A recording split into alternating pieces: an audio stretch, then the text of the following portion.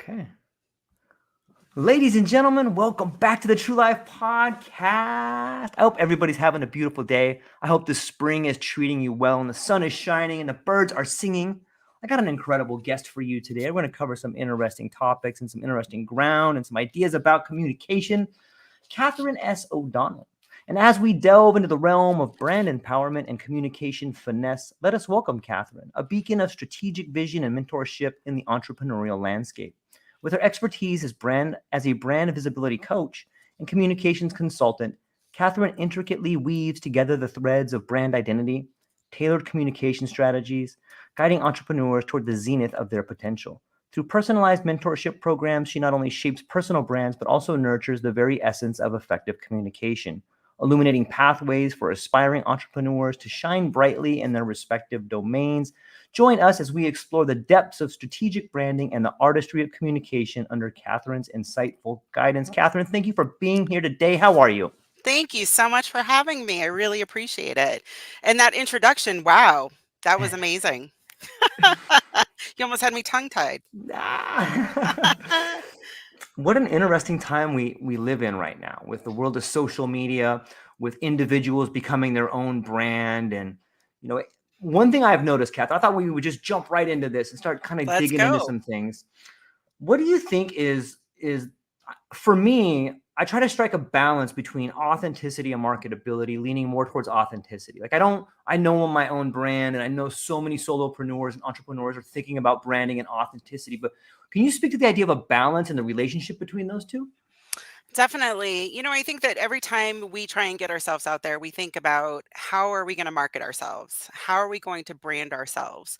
And a lot of times we just come up with the idea of, hey, we're just going to get ourselves out there. It doesn't matter. We don't need to have any kind of strategy.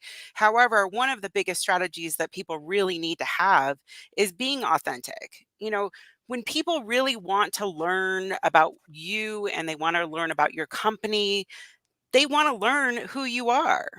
And they don't want just something formulaic. They just want to know like stories about yourself or, what things did you have trouble with, for instance, and how did you get through it? And because all of us are vulnerable at some times in our lives, and that's how we're being authentic. We're being ourselves. Yeah, it's really well said, and it's interesting to see how that aligns with the new strategies of like building online. And you see people come out and talk about their failures, and for me or other people, like I see that being, especially like on the LinkedIn community and other communities like it, people really want to understand the roadblocks that you came up against so that when they face them, they can use them as a guidepost, or maybe they can learn something from them. And I think that speaks to the idea of authenticity for so long, right? We've tried to steer away. Hey, don't show them this, don't show them your weakness, but it seems the Right. opposite now. Same thing. It allows people to connect with you. Mm. And I think that connection is something that we all are really craving. That's what we want now. And life has changed after the last few years where so much more is online. And we want to be able to connect with people. And so being able to connect with people online allows us, when somebody's being authentic and showing that vulnerable side and showing something about themselves, that really allows people to be like, yes, I I connect with that person. I agree with them and I want to be able to work with them, for instance. Yeah, I agree. There seems to be this, at least in my opinion, there seems to be this sort of intertwining relationships, especially when we lean into authenticity, like the intertwining of personal relationships with business relationships. And maybe that's always been there with the idea of the workplace. But I'm curious, how how do you define boundaries between those two relationships? That's a really great question. Thank you. I think a lot of people are struggling to find that balance. And for instance, me who has a family, I don't tend to usually talk about my family. For one, because if I'm in a situation where I'm working with people, if they know so much about me, like, wait a second, I need to have that boundary of wanting to protect my family.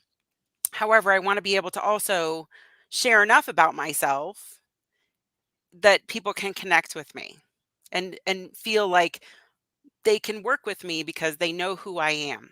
And family is a big part of who I am. So there is this fine line that we all walk of how much we can give of ourselves. And when you go on Facebook, for instance, people are always showing pictures of their families and their kids, and but it's different, right? When you go on to LinkedIn, which is a professional platform, so you want to give a little bit of your personal side, but you also want to be professional. So I think when you're looking at how you're going to post and that strategy of how you're going to post and get yourself out there, have brand visibility for yourself, think about the types of things that the boundaries that you're willing to go towards and stick with them, because those are your values. Those and that's exactly who you are, and you should stick with that. Yeah, it's good advice. It's very interesting to me to see the way in which people react or establish boundaries that are out there. Especially if you're it seems to me like on some level we're beginning to move past the idea of traditional products and services where it used to be, hey, I sell a mailing list, or I have this t-shirt company, but now it's like I'm a coach or I'm consulting. And there's all these ways in which we're seeing the coming together of the business and the authentic self. And it's difficult to make boundaries there because so much of what you're talking about in coaching or helping people is relationships. And the people who have really good relationships are the ones that tend to be pretty good coaches. What's your thoughts on that? Well, I would say that the biggest thing is, back up a little bit. For Mhm. instance, if you are a coach or you're a consultant, you're a mentor, you have to be able to figure out what your brand is. And that in coming up with your brand, you're going to be asking yourselves, okay, what is it that I want to be able to get out there to people that are about me? How am I going to connect with people? What do I want them to know about me? Is it that I'm a likable person? Is it that I'm going to always get back to them? Is it that they're going to be able to learn to trust me as we continue to work together? What is it that you want your brand to be? And everybody should be able to write this down and say exactly what their brands are, and including your values. That is a big part of your brand. And so when you are connecting with people, and I keep saying connecting, however, it's just such a big term that nowadays I think that people really need that connection. So when you are working with people and you have that boundary, you have that fine line that you've created because you've established who your brand is, who your personal brand is. And so going into every situation that you might have, you know that boundary is because you've already created it before you've started. Yeah, I like that. It's often it makes me wonder about when I think about branding and I think about the individuals and entrepreneurs, I can't help but think about education. And it makes me wonder, like, it seems that the education that I got coming up, I'm almost 50. So, I saw the traditional high school, 4-year college, and people getting degrees, but almost nobody I know that went to college for a certain thing ended up getting a job in that certain area.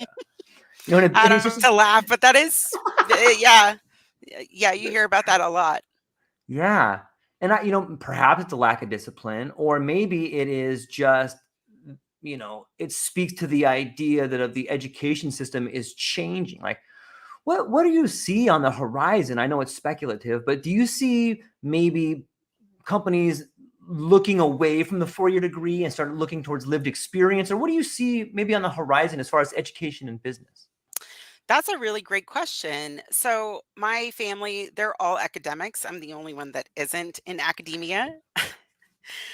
But I've somewhat stayed with my 4-year degree. I graduated with a degree in advertising and a minor in Russian. So, Nice. my advertising degree, I moved out, just a little story about me, and then I'll answer your question, is Yeah.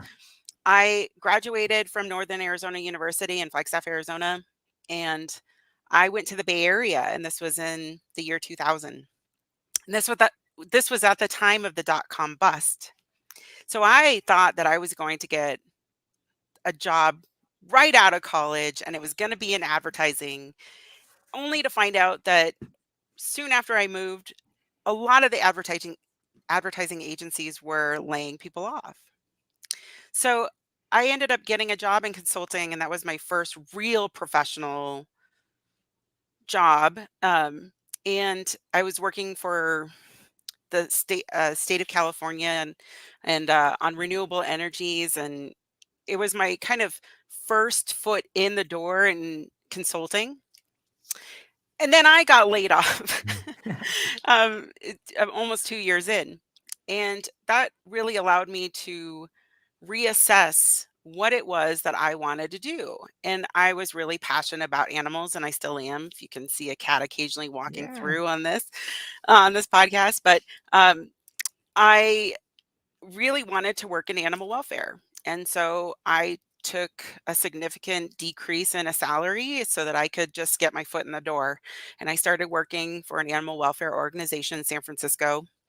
And it turned out that a lot of the places that I ended up working throughout my 20-year career, both in animal welfare and in community health, they all needed to rebrand themselves. They needed this opportunity that if they were going to reach new donors, for instance, I was a director of development, fundraising, and communications. If they wanted to reach these donors and they wanted to um, learn from, gain trust from them, Mm. they needed to be able to brand themselves.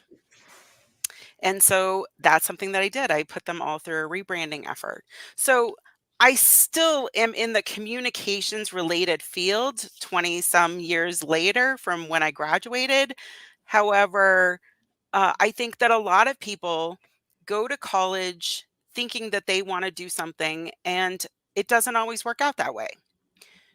Like the dot-com bust, I Yeah. didn't foresee that when I was getting an advertising degree. I thought it would be easy, and I loved it. I loved the creativity in it.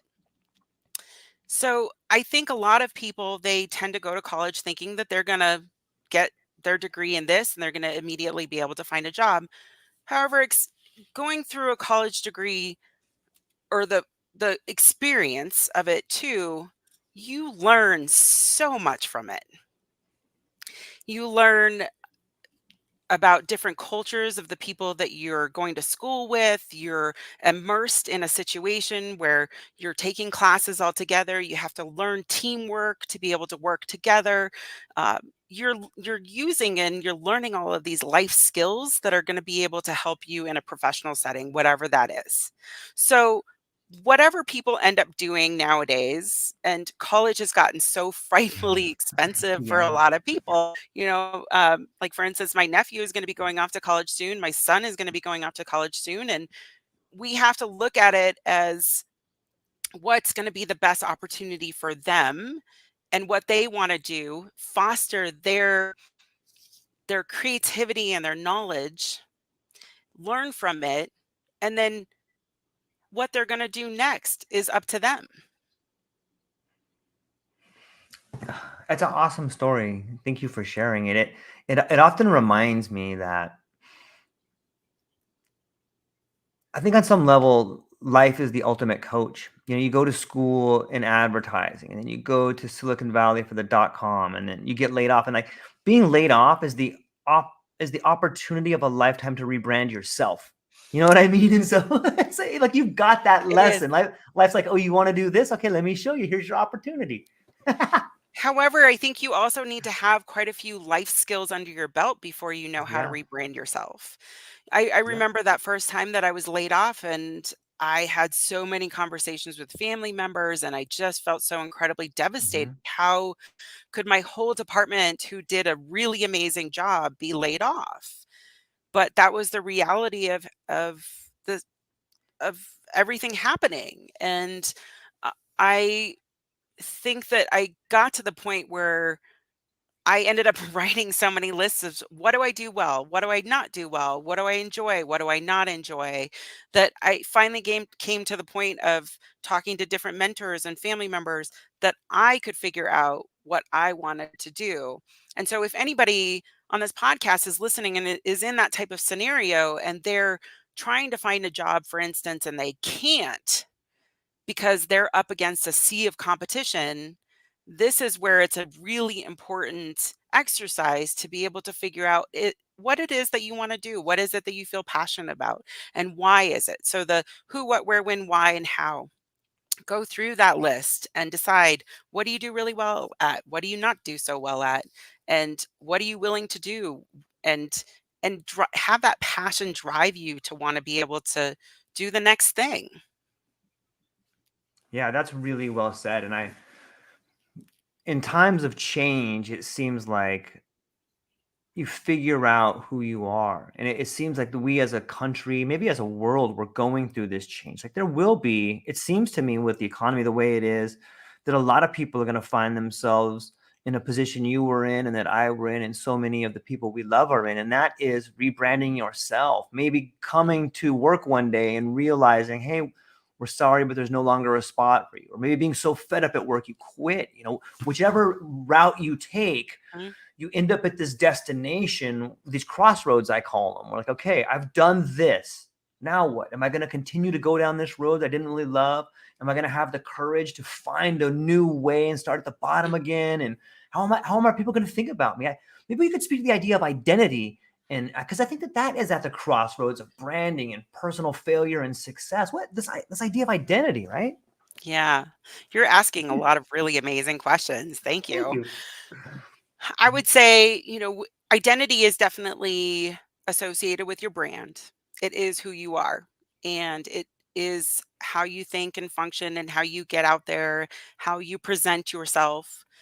And when I was mentioning before, when you are putting together who that list of who you are, do you want to be representative of, like, you dress well or you're laid back, you want to dress a certain way? Um, all of that is who you are. It's your identity. And when you are working in jobs, sometimes, though, there are situations where your identity becomes blurred, where certain situations want you to be somebody that you're not. And those are the types of scenarios you have to ask yourself, is this what I want to be doing? Do I enjoy what I do? And you have to get to the point where you are happy with you. And I think a lot of that is that the life lessons that we come across, the people that we come across, the situations. I've been in multiple toxic situations in work environments that were really hard to deal with. And I think it's really important to figure out who you are, what makes you tick, what makes you happy. And life is short. And I've gone through multiple types of situations where I've had to pivot my career. Um, Nothing is ever going to be perfect. And situations are going to be hard many times. And we're just going to have to learn from them. And we're just going to have to make them better for ourselves.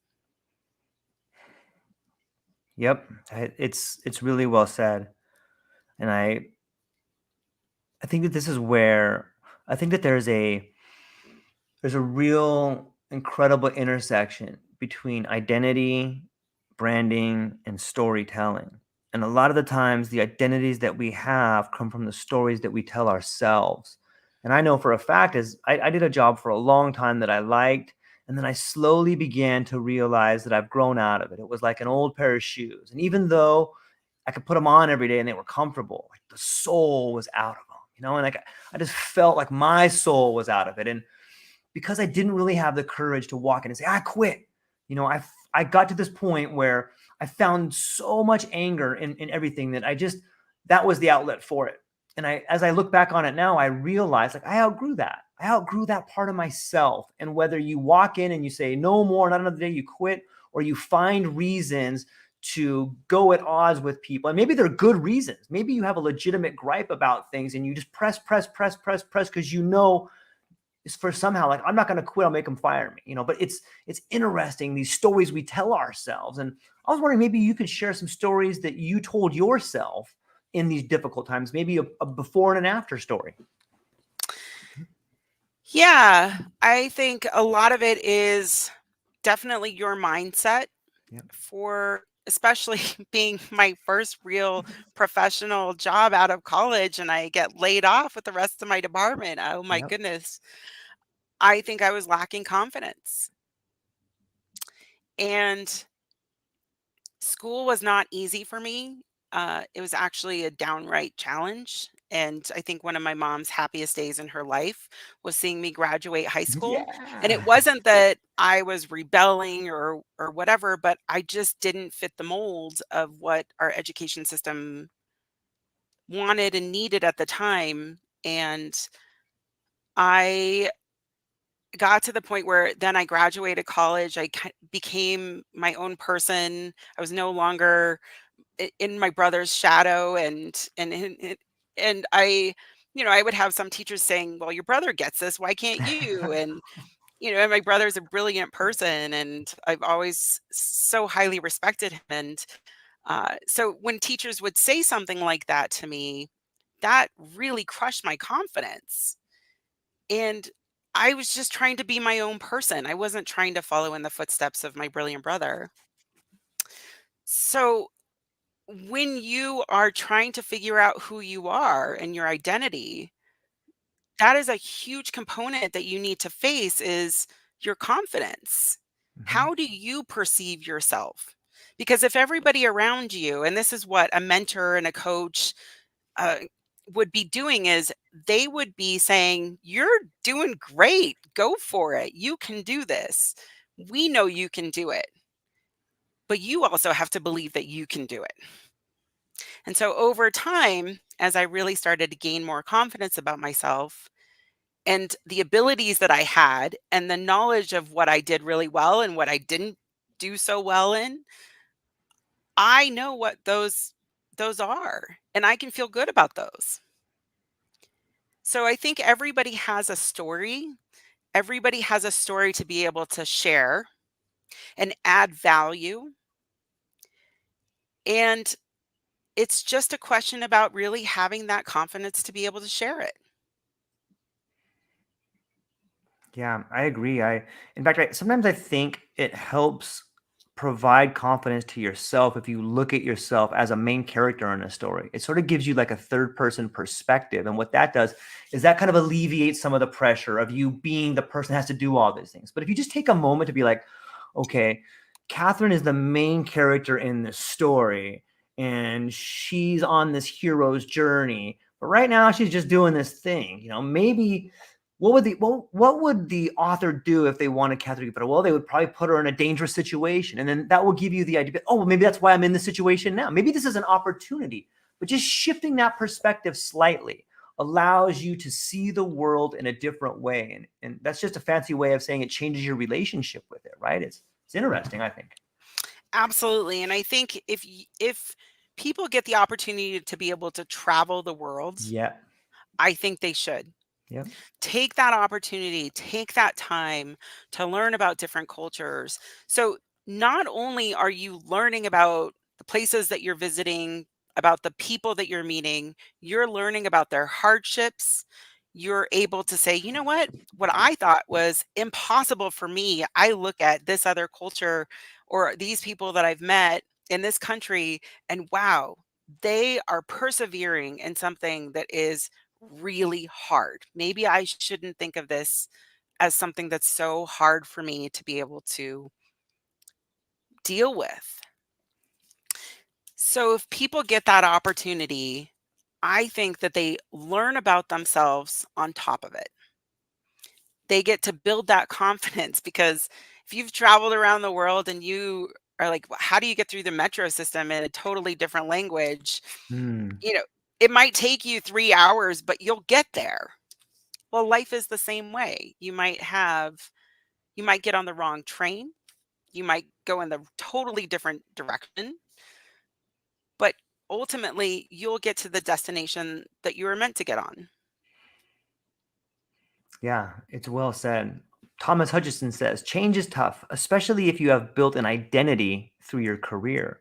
We literally Mhm. have to break character to implement change. It's going against the grain, challenging expectations and presumptions, but it is literally how we grow. Thanks, Thomas. It's a beautiful, beautiful way to say it. It is a beautiful way to say it.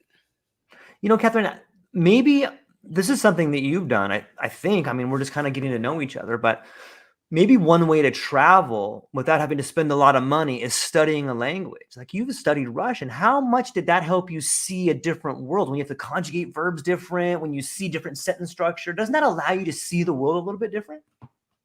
It does. I do have to preface to say that Russian was my first language. Oh, okay. So you had to learn English then. What a bunch of weirdos, these English people that speak this crazy language. Well, so my mom, she's retired now, but she was a French and Russian professor. And so Beautiful. we were able to travel quite a bit. And there's this article that is coming out in Pivot magazine this month. And it talks about my time in Kenya when I was growing up. Whoa. But it also talks about some of my travels to Siberia and on the Trans-Siberian Railway, and talking about how important it is to travel and also to learn another language. I know that a lot of kids go through the school system and say, "Oh, I have to learn another language for another year." And it might not be exactly the same as, really fully immersing yourself into that language when you travel. However, it does give you that base that you need even to learn English. And the reason why is because when you learn English and you learn proper grammar, you really pay attention, it's a lot easier to learn another language when you have that basic information and knowledge.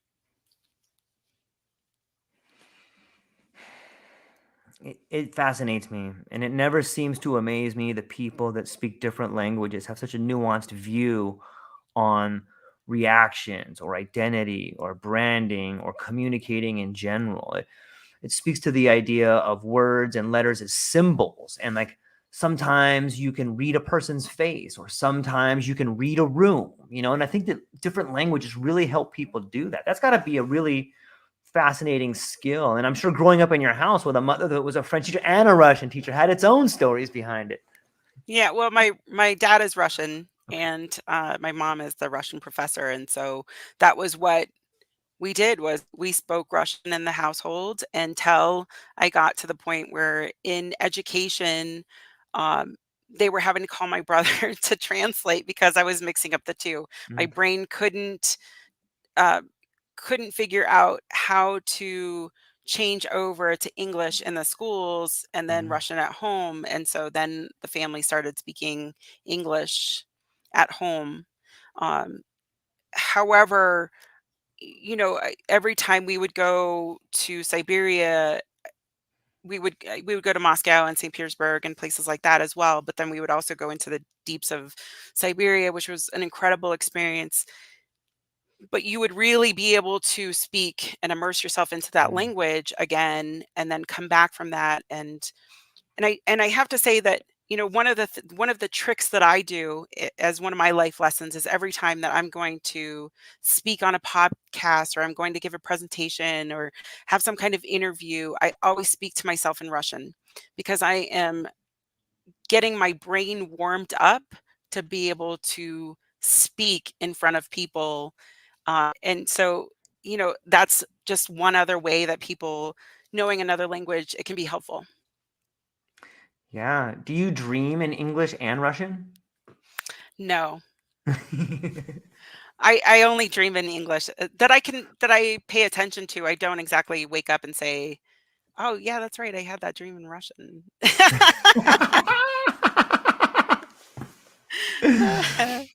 It's fascinating to me just to think about the way language works. And, I'm a huge fan of imagery too. Like Hmm. when I'll make some videos sometimes for some podcast or some graphic design for some companies that I work for in times. And I'm always trying to find ways to use images to speak to the idea of what it is I want to say. And when I look at some of the old school Soviet posters or some of the Chinese posters or the American posters, like the Uncle Sam pointing to you, like there's so much rich symbolic ideas in language. And I'm wondering, what are your thoughts on that? And do you use that when you help companies brand or work with identities? Yeah, well, it depends on the client that I work Mm, with, and a lot of those posters were very much of the Soviet era, and I know exactly what you're talking about, yeah. and they always had a very specific point. And so now we get to the point where we're marketing a lot, and the question is, what is it that we really want to market for the client? What's that campaign that we have? What's that strategy? And what is that focal point that the client wants to get out there to people? So it really depends on that, but imagery is huge. And I fully agree with that, that it's not just about the words, but it has to Yeah. be about the imagery to make it really impactful. And we look at the content, for instance. So when we look at LinkedIn now, the algorithm has changed enough to be able to incorporate imagery. So we've got videos and we've got carousels, we have pictures, and some people really complained in the beginning saying this was very much like Instagram. But look at how popular Instagram is because people relate to those images. And so when we're putting something together for people, it really has to be impactful in the messaging, but then also with the visuals.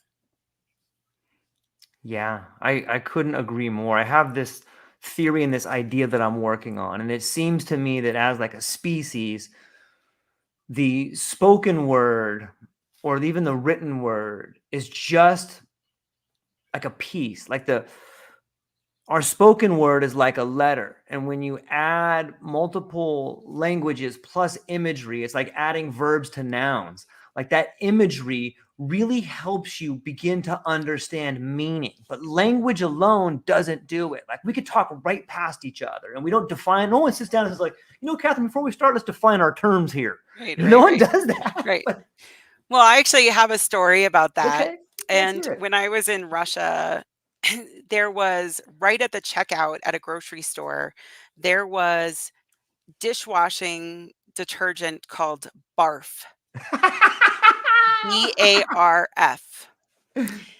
And I couldn't believe my eyes. And I think one of those situations where you're like, why am I going to clean my dishes with barf?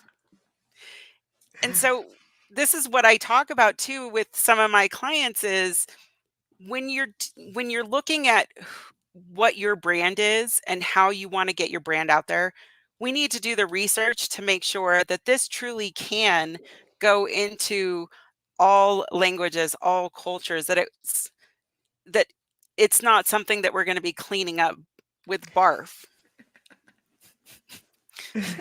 Oh, it's so fascinating to think about and how the translation and meaning It's and how important. it really is important, and it speaks to the idea of imagine two people just sitting down and how much of that disconnect is there. Like that's an easy one because you can see it in another country on a shelf Right. and it's two different things. But if you're just two people in passing, or better yet, at a business meeting trying to communicate, and I'm laughing about barf, and you're like, how dare you laugh at my soap? What's wrong with you? Like I don't mean to laugh.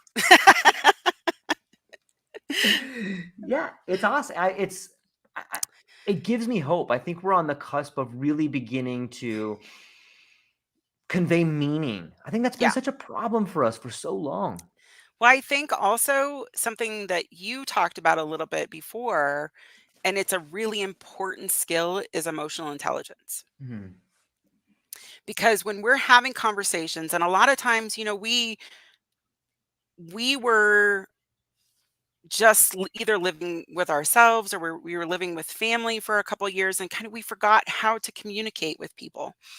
And it's not just about how we communicate through our words, but it's also how do we communicate through our body language? Yeah. And what is it? So if you're in a meeting with people and you're face to face again, what is that body language telling you? And even what is that body language that you can see on Zoom telling you? And what is it conveying? That are they feeling uncomfortable? Are they leaning forward, anxiously awaiting to hear what you're going to say? To what are their facial expressions saying? Do they believe you? Do they not trust you? Do they what type of cues are you getting? And a lot of times people forget that very important skill that's imperative to be able to have good conversations, good relationships, and allow us to be able to thrive in a multiple m- scenario. I love it. I think it speaks to this idea that maybe you don't come into this world, maybe you come out of it. And if that's the case, look at your environment around you. Who's this guy, George, with a telescope? Like, what's that guy peering into? What's he got these books? What is written on that whiteboard behind him? Is that a graph? Like, what? But all of these things, like the movement, the stuff behind you, these are all cues that are a symptom of the situation in which you can communicate more effectively. What is the environment telling you? Are they leaning in? Is this person stammering because they're scared? Are they thinking of their thought? Did they miss a talking point? And that's something that podcasting has really helped me begin to understand. There's so many different layers to communication. And we're not even talking about the situation that happened before you came into the conversation. But if you're thinking about that, like that could be something that is assessed on the eyes or the bags beneath someone's eyes. Like there's so much rich, valuable texture that is available to us if you're willing to just take a moment, and maybe you have to breathe it in through the olfactory sense and get the smell of the room a Yeah, little bit. absolutely. Absolutely. I love that. Well said. It's the smell test. There's something to be said about all of our senses working together. And I read something once that I think it was Samuel Clemens, who said that the spoken word is the written word is the carcass of the spoken word. And when you think about that, I think about indigenous people and storytellers, or you look at some of the traditional poems that were written about Odysseus. Like these were all stories that were told to us, because when you tell a story, you are allowing everyone to use all their senses to participate in that Yes. story. And if I just Yes. read something to you, it's like, and then George was tied to the mast because he didn't want to hear the people scream. Right. Right. There is an art to storytelling. Yeah. And whenever, I might be feeling low, for instance, and I'll call my dad up, and it's like, he was a professor for 40 years and has so many different stories, and he'll always tell me a story, and it makes me feel better because it has a positive outcome. Mm-hmm. And the story has the beginning, the middle, the end, and how it relates to my situation. And the art of storytelling is incredible. It's something that everybody should learn. Yeah, ultimately, I think that's what a brand is. Much like we spoke earlier in this podcast about being in a situation where you're redefining yourself, a brand or something is in a story. They're the main character in the story, and we are just the people. We're the narrators of that story. And there's a lot of, hopefully, that story is told with not only compassion, but with some ethics behind it. It can't be like, here's these magic beans and you're gonna get these magic shoes and you'll drive this car and you'll have a puppy and this person will love you. Like the story kind of went awry, maybe that is necessary to get rid, or maybe we went through a period of poor storytellers or something. What do you think? Yeah, no, I think the you really do need to have ethics behind every story, because people listen to every word. And when you are creating the Yeah. story, you're creating that visualization that people are going through that journey along with your story. And so if there's no real ethics behind it, then you're misleading people. And I don't think that that formulates a good story. Yeah, yeah, I agree. Thomas says, I love to learn new words to give context to things we have limited vocabulary for. Are there any words or phrases in other languages that gives you a better understanding of feelings and emotions that you wish everyone knew? So, the question, what is the question? I'm sorry. So, in German, they have the idea of Schadenfreude, where like you get a little bit like excited when something bad happens to somebody. Like we don't really have that equivalent in English. Is there some other, literary context or structures that you're aware of that we don't have maybe in different cultures? Well, Russian can be like that too. Mm. And then, a variety of different languages can be like that. And I grew up not far from Navajo and Hopi, and Mm. there are certain inflections, for instance, in words. But what I was going to say was, in English, we tend to use body language. We use our hands, and like when we have inflections, we raise our voices uh, to share that excitement. And when we do this with our hands and we're so excited, we tend to be more body movement oriented, if that's answering the question. Yeah, I think that there's so many different dimensions of the language like that. And one particular area that I've noticed that may be an evolution of some sorts is it happened with, and I think you probably are aware of this, like, 'cause I think it started happening in the .com, like when all of a sudden we started verbing things, like to Google something became a verb. And when it's weird to think about when I look at that process, and then there was this pathway for people to say, yes, you should turn your company into a verb. But that made me start thinking like, wow, that makes me see nouns as a process. And what does it mean if nouns are a process?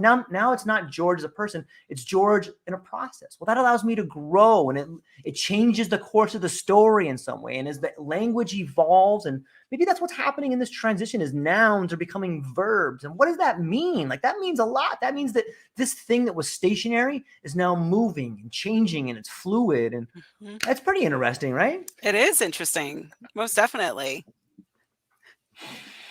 Is that like, and I think that that's something that translates into other languages, right? Like I know that Spanish has different nouns. I speak a little bit of Spanish, and I know it conjugates different, but that particular method still translates. Like nouns can still become verbs. And when that happens, that takes away the stagnation, or it takes away, in some ways, it takes away despair, I think, because despair is something that's stuck. Despair is something that won't leave you. Despair is a dark cloud that overhangs you.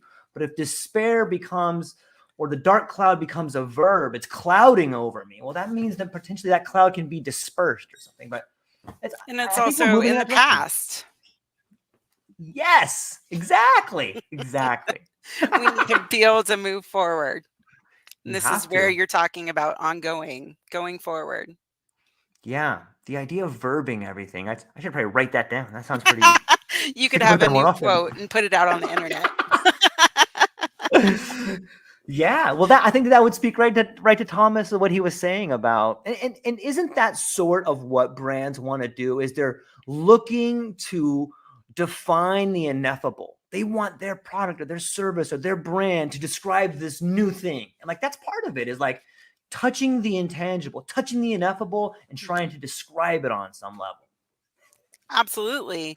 It's that one word. It's the 1 to 3 words that capture your brand, that when you ask yourself what your brand of your company is, or your brand, what are the 3 things that make the most sense to you that you can share with the world? I never thought about it like that, but yeah, the messaging that you can share with the world, like it's what relationship does contagion have to branding, do you think? Contagion in terms of what sense? Like like we it seems to me that an effective brand is contagious. Like it's something that people want to be a part of. It's something that you can be a part of if you get close enough to it, and like, and I can have some of that rub off on you, and other people want to be around you. Well, having a positive brand will definitely be contagious, right? Yeah. Yeah. So for instance, you've got your podcast where you are this really outgoing person and you ask a lot of really amazing intellectual questions, and that's and you have these incredible visuals that go along with your podcast and your brand, and that is who you are. And so putting that out there, like for instance, I love color. Am I going to put out every single color on my website? No, but I'm going to pick the top 3 colors that I really enjoy and that give a good feeling. So, for instance, blue gives off a feeling of more relaxed, calm, and like a purple that's a passion, trust. And then I kind of like pink a little bit. Like, I'm sorry, but I like those 3 colors, right? So what do I do when I rebrand myself into a website is I include the top 3 colors that I really enjoy that have a positive feeling. And I know that it has a positive feeling based on the psychology of colors. So I do my research. I love animals. Whenever I start putting out content, like carousels, for instance, I include animals in my carousels because that's who I am. And I have a client, for instance, who's working on putting together a dog translation device so that we can better understand dogs. So it's a natural fit for me because I love animals. So those are really the brand identifiers for me, just like what you're saying, George, is those are the brand identifiers for you as well. And people will relate to them, especially if you keep it positive and relatable. I love it. And it really makes me, for the first time, begin to think about brand identifiers as a language with which you're speaking to your community. Like Hmm. that's a great, Absolutely. that's beautiful. Absolutely. And every community is going to be different. So depends on it could be in New York, for instance, and your messaging is completely off because you have it a certain way, or you're in the Bay Area, San Francisco Bay Area, and people prefer a specific kind of messaging. And if you want that community to resonate with you, you have to be able to share that in the way that people can digest it, understand it, and um, relate to it. Same thing with visuals, I do have to Yeah. say. So Yeah. I was working with quick story, George, is I Yeah, was please. working with someone who said, "Hey, I'm going to use this sunset and I'm going to use it on this advertisement that we're going to be doing on the West Coast." And I said to him, I said, "You know what? Can we use another picture?" And he was really surprised. And I said, "Because that's an East Coast sunset. You want a West Coast sunset." And it was something that he had never thought of. So when you're looking up visuals, for instance, on, for free visuals that you want to include in your campaigns or whatnot, make sure you do your research and find the right visuals for your community. Yeah, it's amazing. Well, they say a picture's worth 1,000 words, and for someone who's drawn to that particular brand identifier, it can be offensive. Like, look at this. This guy's running east looking for a sunset. What's going on here? I think that this has to do with the brand. You know what I mean? Maybe they're Mhm. running east looking for, that's not something that I would do. I would totally gook out on that. I'd be like, I don't like that one word. I'm not gonna do it. People are interesting, and I find it fascinating, language and imagery, and especially all the campaigns and the identifiers, because one certain thing can really make people drawn to it, and something else can move them away. There used to be this T-shirt that I really liked, and for so long I couldn't figure out why I liked it, but it was all these. It just looked like like 5 flowers on there, but it said love. But I never saw the word love. I just saw the flowers. And I'm like, oh, I don't know. I really like that shirt. And someone's like, do you think it's because it says love? And I'm like, Mm-hmm. Mm-hmm. oh, yeah, that's exactly why. It's so interesting the way that that can be done. Or another one is FedEx. If everybody looks at the FedEx logo, there's an arrow between the E and the X, right in between those two things right there. And like, there's all this interesting symbolism that is incorporated Absolutely. into the word itself that can be like a dance, or it can be like something. It's like flowery rhetoric in a way. Absolutely. But it's also when you're coming up with a brand, you want to see how it makes people feel. Mm. So, are there specific colors that make people feel a certain way? Are there imageries that make people feel good, or they make them feel sad or scared or upset?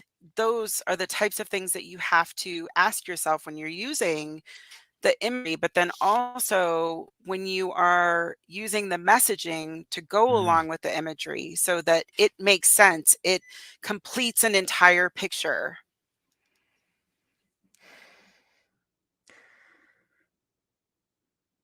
I love it. And there's even like another layer of like, if you have the imagery and you have the tagline, what about the ba-da-ba-ba-ba? What about a little jingle behind there? You know what I mean? Like, how does that like just put the icing on the cake for? Let me put a little bye Menon. Let me just throw a little bit of song behind that to make you really like it.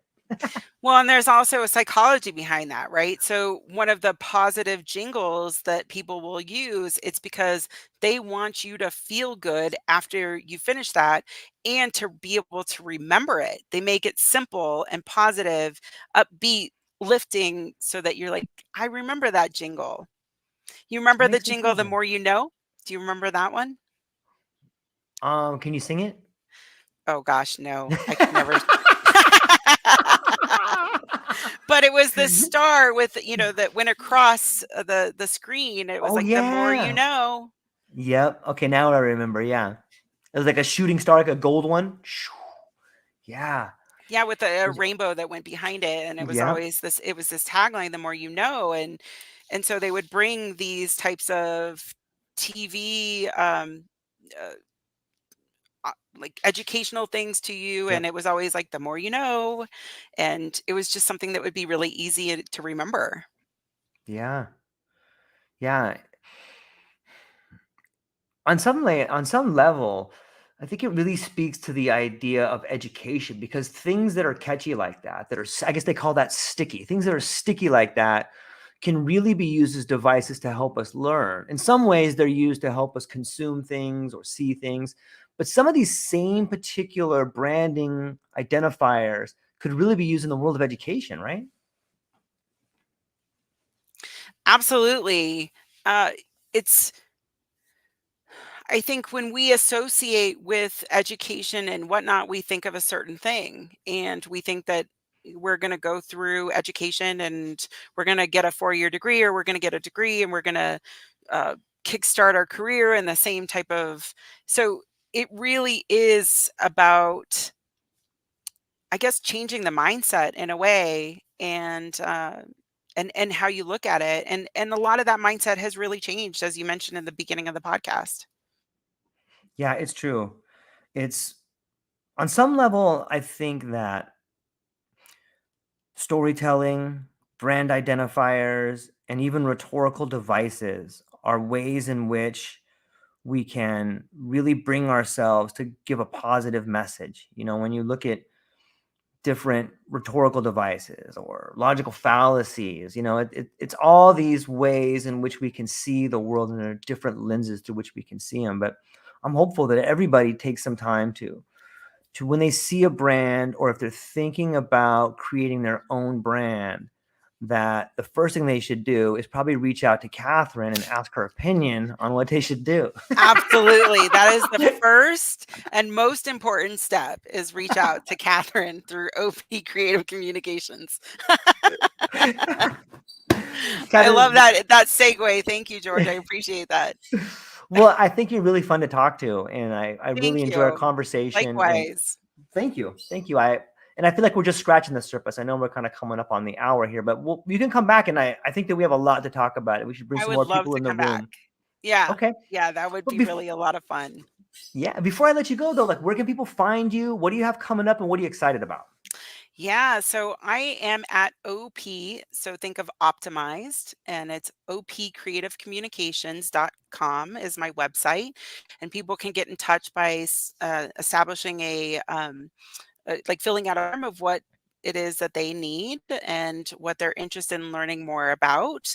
And they can set up a time to meet me. And what I do is I help people with their brand visibility. I help them with the communications consulting. So, for instance, if they work for a company, uh, a lot of times companies don't tend to think of both internal and external communications as being something that really should go hand in hand.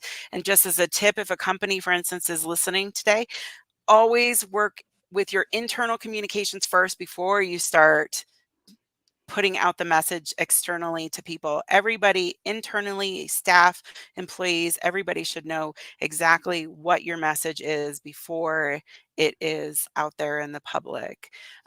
It just shows that the company really knows what's going on. And then also I mentor people. So whether or not it's somebody that is trying to get a new position within their company, or they're trying to look at a new career opportunity, I'm more than happy to mentor and be that positive force that they might need and keep them accountable for what they need to do, and keep them on track.